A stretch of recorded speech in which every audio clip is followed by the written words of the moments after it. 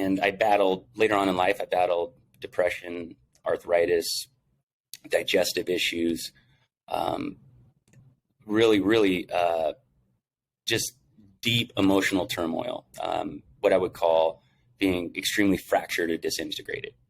And really the root cause of that was my mother leaving when I was about 7 years old. So to paint the picture, I was a stay-at-home child. My father was busy trying to take care of the household or support the household. And then one day my mother, I'll remember it like it was yesterday. I'm 7 years old. We're watching a Disney cartoon in my bed and just kind of laying there cuddling like we always did. And she just looked at me and said, "I'm moving to California." And we lived in Idaho at the time.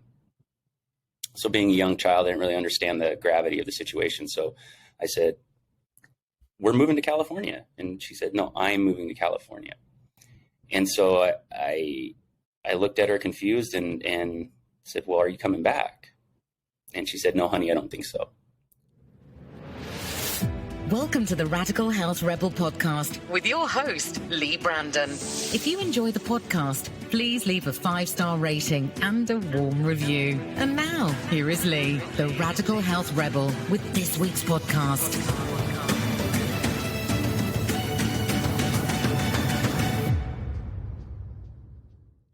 Jerry Kuykendall, welcome to the Radical Health Rebel podcast. How you doing? I'm doing great, Leigh. Thanks for having me. I'm honored. I'm honored to be here. It's great that you could make it. So today's episode is entitled From Obesity and Sickness to Role Model of Fitness. So there are many people today in the world struggling with their health. They may be suffering from being overweight. They may be out of shape, depressed and anxious. Their relationships might not be bringing them any joy, and in fact, may even be causing them anxiety and sadness. And the reason I wanted to share Jerry's story with you today is because Jerry is a real life example of someone who could easily have just given up on life and could have decided to go down a very different road and blame it on the cards he'd been dealt in life. Many people go down that road of, substance abuse to numb the pain, and their life just spirals out of control. So I really wanted to share Jerry's story with anyone who might be in the position that I just described. And to know that there is always hope and there is always people there to help. So all is not lost. And I hope that Jerry's story will be an inspiration to anyone who needs to hear it right now. And of course, if you listen to this episode and think that someone who might be inspired by Jerry's story, then please be sure to pass it on to them. So Jerry, if we could begin by sharing your story, your upbringing, the challenges that you faced, and how it affected you growing up. Yeah, absolutely. So I guess, to provide an overview, I was, the prototypical, what they would call fat kid in school. So I was, and back then there wasn't a lot of them like we see now. And so, so what that meant to me was, I was always left out of things. On my own volition, I didn't want to participate in active things, anything that involved going to the lake, swimming, climbing the rope in gym class, whatnot. And later on in life, I battled depression, arthritis, digestive issues, really, just deep emotional turmoil, what I would call being extremely fractured or disintegrated. And really the root cause of that was my mother leaving when I was about 7 years old. So to paint the picture, I was a stay-at-home child. My father was busy trying to take care of the household or support the household. And then one day my mother, I'll remember it like it was yesterday. I'm 7 years old. We're watching a Disney cartoon in my bed and just kind of laying there cuddling like we always did. And she just looked at me and said, "I'm moving to California." And we lived in Idaho at the time. So being a young child, I didn't really understand the gravity of the situation. So I said, "We're moving to California." And she said, "No, I'm moving to California." And so I looked at her confused and said, "Well, are you coming back?" And she said, "No, honey, I don't think so." And that was really the seed of what painted the landscape for my life. And So right then and there, I experienced trauma, I experienced loss, and I quickly found that food and dogs were two things that never let me down. Mm-hmm. Adults let me down, friends let me down, teachers let me down, I thought, right? That was just my perception, my illusion. And so throughout life, I just battled a lot of what people would consider adult diseases. So I had gastroesophageal reflux disorder or disease, probably about 12 years old. I remember on the nightstand on the sink in our bathroom, we had a little glass cup that was always had a white film around it. And that white film was from baking soda. Because every night I would have to wake up in the middle of the night and drink baking soda water. And so that was just kind of an indication of what was to come in the future decades. So that manifested, as you know, Leigh, when we have these minor symptoms that appear, what we think are minor, they manifest into bigger problems. And just like the adults that I have the great pleasure of working with today, they're experiencing those results in their 30s, 40s, 50s, 60s. I was experiencing it preteen. So very quickly I developed what I think is PTSD, high levels of anxiety, high levels of depression, and acting out and just being very, very difficult to be around.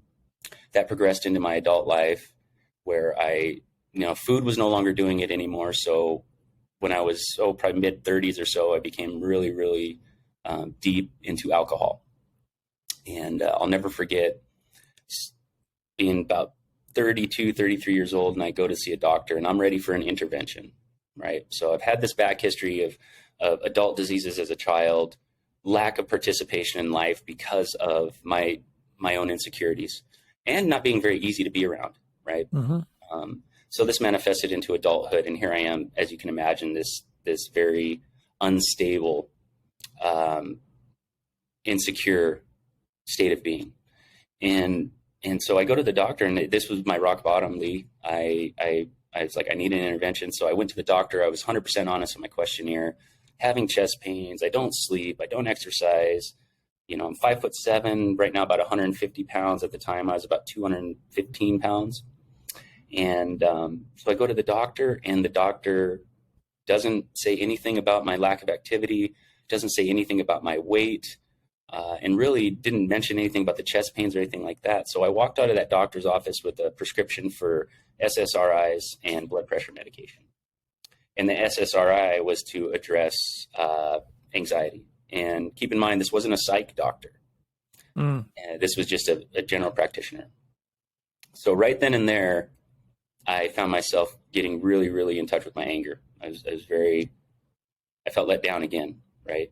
Not realizing that it's my responsibility. I felt let down by the doctor, just like I felt let down by dad, and I felt let down by mom. And so at that point, that was when all this started. That's when I realized it's up to you. Now you can, as the saying goes, crap or get off the pot. And thankfully, it wasn't long after that I stumbled across, people like yourself as influencers on social media. As bad as social media is, like if it wasn't for social media, I wouldn't have found guys like you. I would have found people like Paul, like Matt Walden, Aubrey Marcus, just some of these great influencers that are just here to help people. And let me just go back a step. So when you were a teenager or even, young adult in your 20s,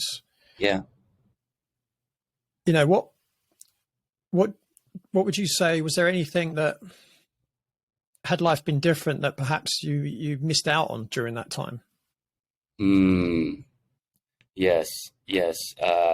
Number one thing that comes to mind is just the thing that we all take for granted, and just knowing that we're okay, we're safe. And it's very common, I think, adults nowadays to not feel that way, whether they know it or not.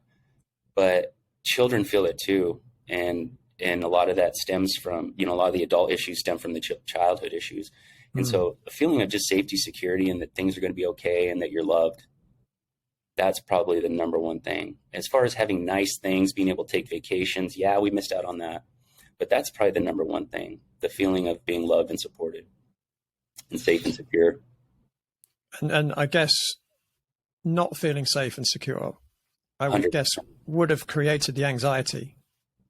Yes, the anxiety. And for me, it boiled down to not feeling like that I was supported and safe and secure, but what is wrong with me? Why would, I was an only child. A little backstory on how I came to manifest in this earth. My mother was really small. She was like 4'11", and she was told she shouldn't attempt to have kids because it could kill her. But they tried over and over again. And my father said they had about 20 miscarriages before I was born. I didn't fact check that. It could be hyperbole, but it was a lot. And for some reason I made it full term. And a few years later, my parents got pregnant again, and my brother was born premature, and he ended up passing away after a couple of weeks in the incubator. So that was, I thought, boy, you really wanted a child. And then you got one. And then 5 or 6 years in, you just up and vanish. So that's something to this day that comes up to me, right? That now it's more of an Engram type thing. And I feel like, I'm in a really good place with it. I've got a really good relationship with it. I understand I wouldn't be me. I wouldn't be so passionate. I wouldn't be so dedicated to delivering my services to the best of my ability had it not been for that. So yes, to answer your question, I missed out on a lot, but I think it was an investment for my future self, which I find myself in currently. Yeah. So you've been through that hero's journey. Yes. And I try to find new ones. Keep going. Yeah. As we all do, right? Yeah.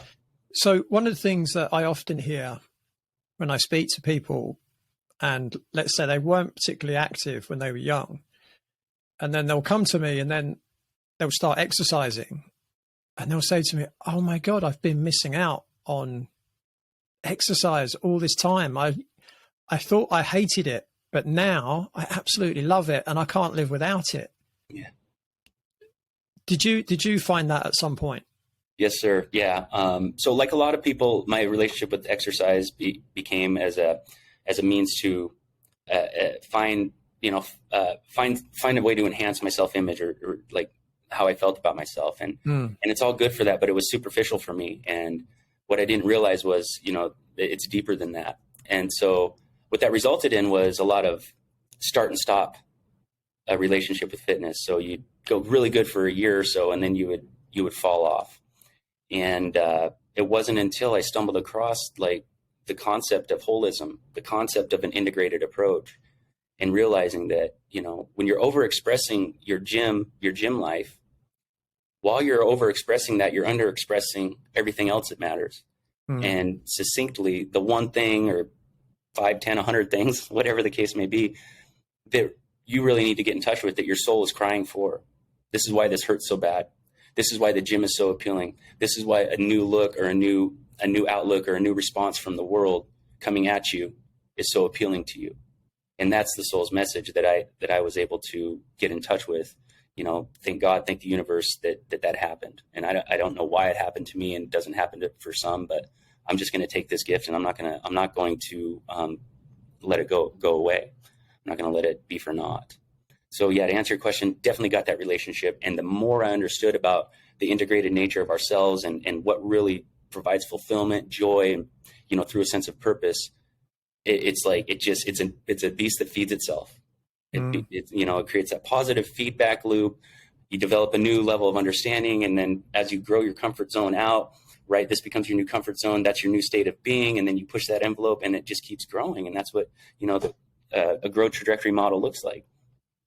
And ever since then, it's just been this innate calling, this insatiable urge to just share this gift with as many people who I possibly can, and succinctly, like, just go back to that former version of myself and try to, subconsciously try to save that person, Yeah. Yeah. We have to be careful about trying to save people too, though. Yeah. Well, I meant my former self, right? Right. Gotcha. So what effects did the challenges of your upbringing have on you as a young adult? A lot of anger. Anger was definitely my driving emotion. And, I can sit here and talk about the things I missed out on, or, not being comfortable talking to girls or whatever the case may be. But really it's about creating this anger and this lack of understanding, which creates this extreme state of instability and being stuck in, in these different survival states, archetypally speaking, very much the victim, victim, child, of course, you're in child archetype, you're a child, prostitute archetype, you're farming out your love to get it back from other people, and you're not getting it back the way you'd like. And then it creates more resentment, and you try different strategies. So my behavior was just really out of control, got into drugs, got into alcohol, reckless behavior, and zero accountability for my actions. And that's the state of being that created. And was that because the anger led you down a path of, well, the world owes me? So 100%. I felt entitled to be this way because I'd been dealt a bad hand in life. Not even my mother loves me. That was kind of my motto, Yeah. But I guess the anger was your way of protecting yourself from, the repeated trauma that you went through. Yep. 100%. Exactly. There was always this wall that came up, that was my first instinct, was to just, if I were to just meet you, Leigh, back then, my first instinct would be to try to find out how you're a threat to me. So it's the reptilian brain being dominant. And I mean, again, that's very understandable. If, your very safety and security is being threatened, then that's how your brain's going to function, right? Yes. Fight, flight, or freeze. And, I found myself choosing to fight way too often. And obviously it's very difficult to love when you're in the state of fear. Yes. And but that's a great point that was so poignant in my development. And that's, if we don't possess the love and acceptance of ourselves, how can we give it out to anybody else? And for me, it was like this dichotomy of where you understand that, but you're like, man, my own mother doesn't even love me. Right. And once I got to snap out of that, it's like, I realized that she had her own story, and whatever caused her to do that, she wasn't healthy. She wasn't integrated. And so, the real way that's helpful for me to look at it is she had to be so hurt, so scared for her to do something like that goes against her instincts as a mother, that goes against her own logical brain. It's literally going against her soul. So I want to know, and I haven't spoken to her in 23 years. I've seen her twice since then. That was 35 years ago. I would just love to know what she was going through, besides the obvious, right? Losing a child, plenty of miscarriages. She's from Korea, so she's living thousands of miles away from her family. So if I were to really conceptualize this and frame it, that's where I'm at now, as I would just love to know what was going on with her. And that's understandable. And, I'm sure she was very dominant in her reptilian brain at the time. Had to be. Yeah, right. That's a huge survival response, right? Yeah. And it's just as well that you weren't born as a crocodile, because she probably would have eaten you. That's right. How tragic that would have been. I wouldn't have had to battle alcoholism, though. There you go. Got to battle alcoholism. But that just shows you what the reptilian brain is like, right? It's just there's no empathy. Yes, there's no empathy. Yeah. Yep. It's all as you say, she was obviously going through her own challenges, and she obviously made what she thought was the best decision, at least for her anyway.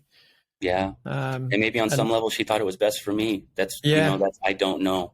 I don't know. For all I know, she was suicidal and thinking of hurting herself, and she didn't want me to go through that. Yeah, absolutely. So I'm guessing that there was some point when you thought, okay, enough is enough. I need to change something here. What was that point? Yeah, so that point was when I went to that doctor's visit, but there was actually a secondary point. So a lot of times we wake up and we think we know what we need, right? And a lot of times that's based on a delusion, right? And to go through that process is actually a big step in our journey. And if we get stuck in that state of delusion, we just don't continue to grow. And that was definitely the case for me. So I middled around for a couple of years doing the like the no pain, no gain mindset, blood, sweat, and tears, leave it all in the gym, stumble out of the gym. I tried that. And of course, being posturally unsound, you can imagine that was my upbringing. So you can imagine what was going on in my physical body, right, Leigh? Upper crotch syndrome. Yeah, everything that was, yeah, definitely everything that was part of my history was manifesting in my body. And here I'm doing these, as Paul would call them, ass kicker workouts. So I went through that phase for quite a while. And then when I stumbled across, the holistic integrated principles, I started realizing, holy moly, this is it. But what got me there was actually a fishing trip that I was with my father. It was an annual fishing trip. I looked forward to it every single year. It was literally my only time that I ever made for myself, 1 week a year, to just create space for myself and spend time going inward, which I didn't even know that was a thing at the time, but that's what I was doing. And more to the point, like a moving meditation. As I'm fly fishing, casting the fly, it's meditative. But I'll never forget it. I was sitting there watching my father fish, and this word suicide hit me like a ton of bricks. And it wasn't like an audible sound. It was just like a download. And I was like, whoa, wow. And I'd never consciously, to my knowledge, ever had any like self-harm thoughts or anything like that. To this day, couldn't imagine doing something like that. But instantly I was like, what was that? And then it came again. And this went on for a period of a few minutes, right? We're just intermittently, almost like a like a flashing light, Thanks for watching the Radical Health Rebel YouTube channel. If you enjoyed this video, please be sure to share with your friends and family, or share via your social media. Hit the like button, subscribe to the channel, and hit the bell icon to receive notifications of new video clips from the podcast.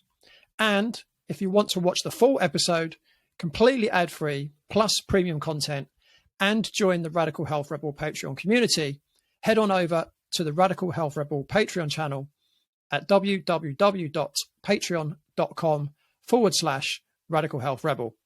Thanks again for watching.